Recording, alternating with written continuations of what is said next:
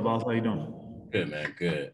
We heard that y'all got a chance to get the vaccine before the recent road trip, and I kind of just wanted you to walk me through kind of what was that process like? How did they introduce it to you guys? Like, was there like a meeting beforehand?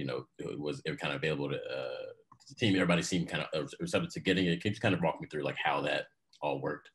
Well, this has been like an ongoing process over the course of, I guess, like a couple months of when we were discussing when it would be available to us. Obviously, everyone else kind of had to get it before us. The essential workers and people working in hospitals and stuff like that. But when it became available, a lot of the guys, we just wanted the information. And the Bulls and the league, they came together and gave us a lot of the information that we needed to make a educated decision per se. And a lot of the guys decided that we would take it. And then obviously when you become fully vaccinated, it kind of loosens up some of the protocols and some of the things that we have as far as like for our safety.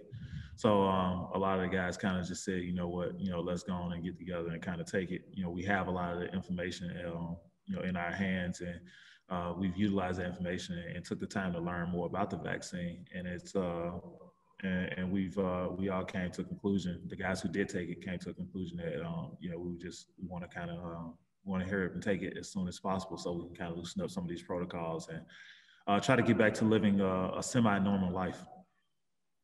I don't know how comfortable you are talking about your own personal, business, but what that process for you, is that an easy decision to do one way or another? I guess. Well, one, my wife was pissed off because I got it and she didn't. but she, we had discussed talking about getting it together, and but it was available to players only, and I'm working to kind of get the families more involved and get it if they wanted to get it.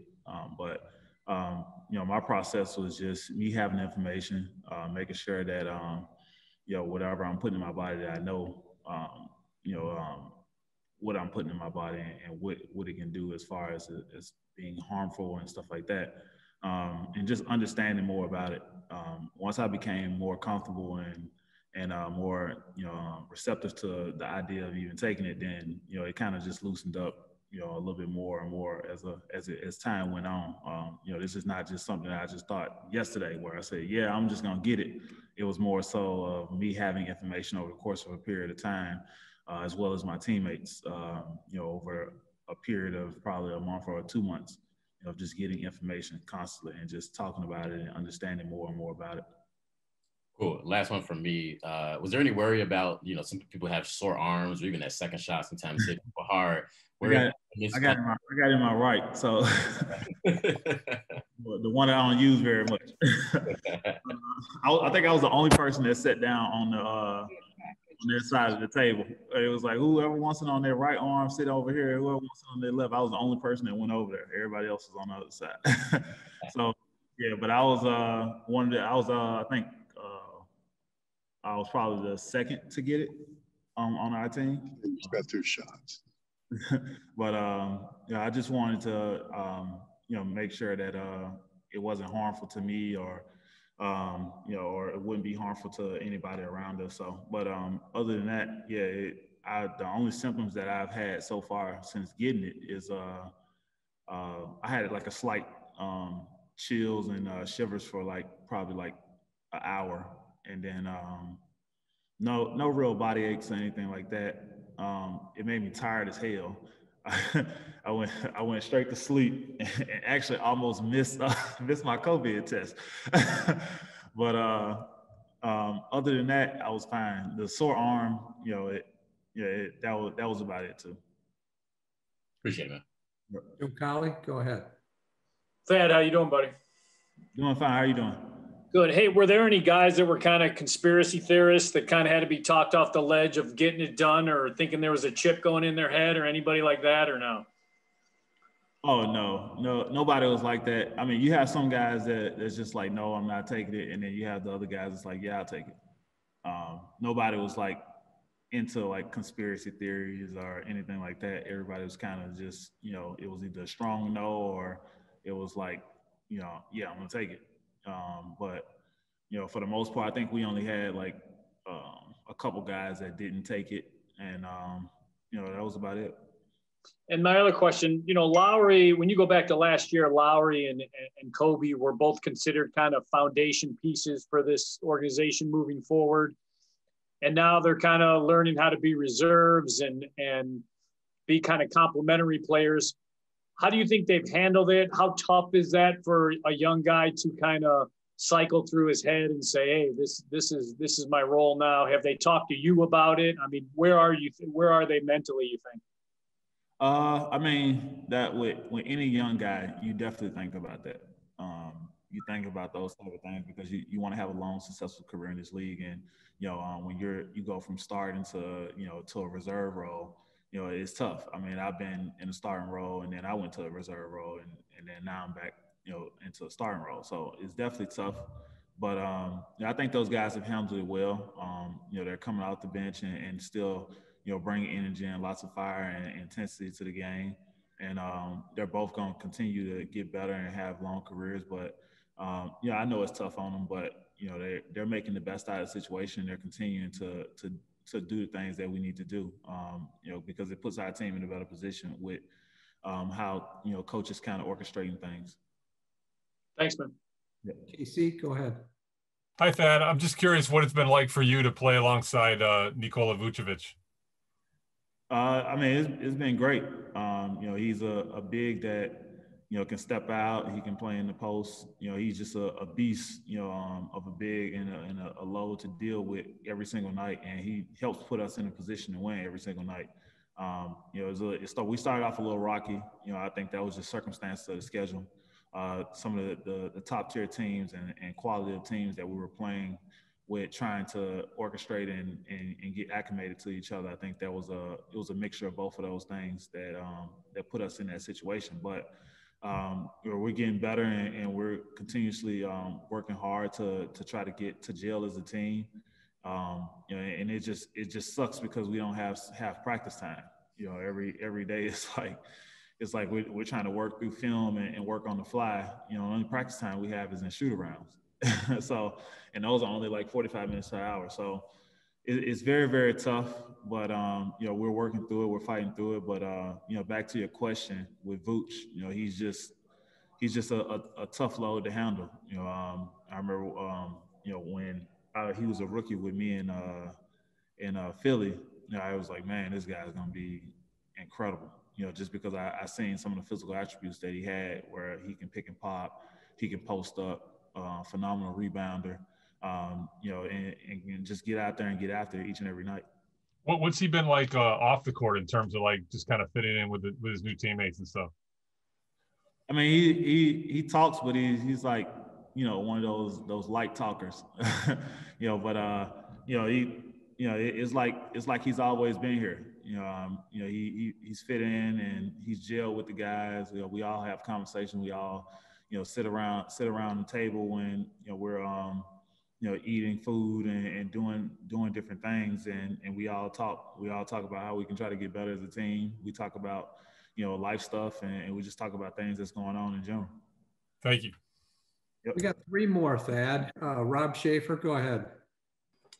Hey, Thad. On the topic of Vooch, just with him on board, obviously you were playing the 5 a lot at the start of the season, then up through the deadline. But with him, now you're starting at the 4, playing more there. What are the biggest differences between, playing the small ball 5 like you were earlier in the season to more at the 4 now? Differences is I was orchestrating a little bit more up top because the ball goes through the 5 a little bit up top.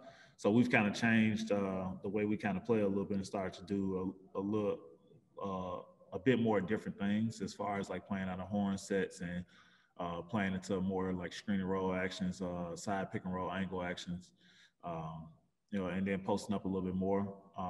But I was attacking 5s as opposed to attacking 4s, which, now 1 through 4 teams are switching. They don't really switch too much 1 through 5. So I'm kind of attacking smaller guys now and taking advantage of mismatches. Yeah, I was going to ask about the post-ups because your post-ups have been up since Vooch came. Is that just, like you said with the switching, is that just attacking smaller guys because you're just by proxy going to be or find yourself in more of those matchups? And just kind of what are you seeing out of those post-up looks? Yeah, we just try to take advantage of the mismatches. And then we know if I start posting smaller guys and as coach would call it, he housing guys down there. So if I start doing that, then they come with doubles, and I'm able to pass out of the double and make the reads necessary for us to win basketball games. Thanks, man. Christos, go ahead. Hello, Thaddeus. Hope you are doing well. I would like to ask you what kind of versatility you have as a team with players like Lauri, Vuce, and you on the court at the same time. Well, if we're all playing at the same time, we're a big team. So it gives us the opportunity to rebound the basketball a little bit better. With them having the ability to step out and shoot the way they do, it gives me more room and space to kind of operate inside the lane and have kickouts or make passes to those guys. But it makes us a very versatile team because, Lauri has the ability to, take guys from the wing. He has the ability to post up. Vooch, the same. So it gives us every opportunity to be able to go out there and do a lot of different things. Is the versatility the main difference of your team since the trade deadline day? Do you feel that you are a better team right now? Yeah, I definitely do. I definitely think we're a better team. Obviously, we had that bump in the road where, we were on the West Coast, but I definitely think we're a better team. I think we're continuing to get better. We acquired an all-star, and we got some really good complementary pieces. That came alongside that all-star. So, I'm very happy with what we did from the trade deadline. It's just a matter of just continuing to get better and continuing to work.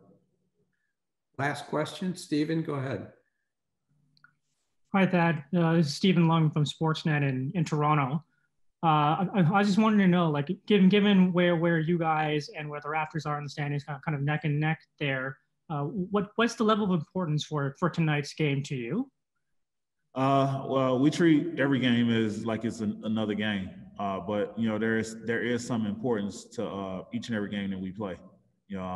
From here on, we have to continue to try to win as much as possible because we have to make up some ground. Try to get ourselves back in a situation where we can move up into the standings. But for us going out there, we know Toronto is a tough team. Even if their stars are not playing, they're a team that's contended for a championship and played for a championship, and they understand how to play together as a team. They understand, whoever the scorer is out there, how to get them the ball. And they have a phenomenal coach. He's done a hell of a job and going out there and working with what he's got. And, and he's done the things that he needs to do to have that respect in his league, as well as the players that play for their team. So, we can't take them for granted. We just got to go out there and make sure we play at all costs. But it definitely, there's definitely some importance to every single game, not just the Toronto game. And given like how jumbled the Eastern Conference standings are, like do you find yourself like scoreboard watching a little more than you may have in the past? Yeah, now I am. It's past that break. So yeah, now I'm starting to watch a little bit and starting to see and look at other people's schedules and see who they got coming up and comparing to who we have coming up. Because at the end of the day, these records are going to start mattering towards the end. So we have to make sure that we're winning the games that we're supposed to win and sneaking the games out there people don't think we can win.